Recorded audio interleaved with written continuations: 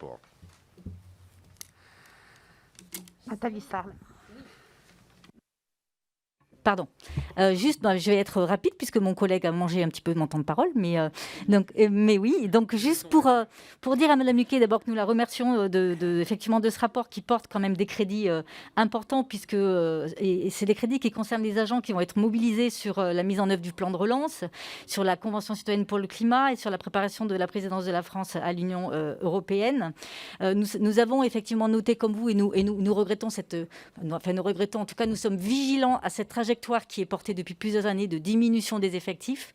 Et il nous semble important de souligner, et vous l'avez fait également, qu'il serait important qu'il y ait une évaluation qui soit faite de cette évolution, de cette trajectoire, même si nous mesurons et nous savons effectivement que la rationalisation des dépenses est de rigueur par les temps qui courent.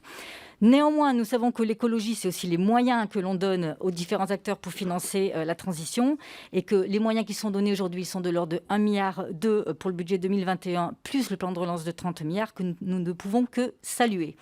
Vous l'avez noté, vous avez un certain nombre de réserves concernant nos 2 écoles d'ingénieurs qui, effectivement, préparent nos cadres de demain dans ces ministères. Donc, il est important que les crédits soient mobilisés.